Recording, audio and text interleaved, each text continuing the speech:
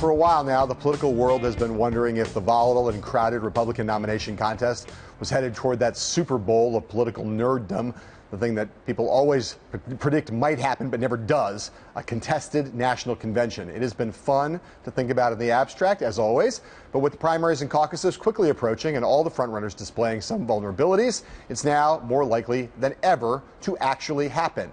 Or so writes Danielle Hettinger in the Wall Street Journal today, noting that none of the Republican candidates look likely to pull away from the pack and secure the requisite number of delegates to secure the party's mantle before the nominating convention in Cleveland next summer. Mark, it's one thing to talk about this in the abstract. We always, everybody in our business, fantasizes about it every cycle. What are the actual plausible, realistic scenarios by which we end up there this time?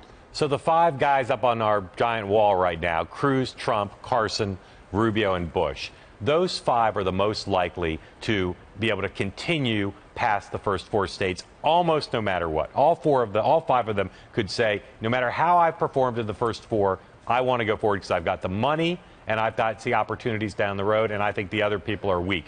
Kasich and Christie, I think, have to perform well in the first four states or they can't go on. But if four of the five feel they can go on into March, then I think mathematically we may almost invariably have a brokered convention as long as people don't give up. And I think these five are not going to be inclined to give up. So to me, the scenario is basically a very simple scenario. It's either Donald Trump runs the table in the early contest. He wins Iowa and wins New Hampshire, wins South Carolina, or Ben Carson does the same thing, and they go on a tear in the first few contests, driving a bunch of people out of the race. And then when you start to get to these multi-primary states, there's a consolidation that happens on the establishment side, whether that's around Bush or Rubio in the likeliest scenarios. And they've accumulated so many delegates. The Carson or Trump guy has gotten enough delegates that you can't keep him out of the convention, but then the establishment coalesces in the later states, and they get enough that you end up in a brokered scenario. The reason I don't think that scenario is likely is if either Trump or Carson runs the table early,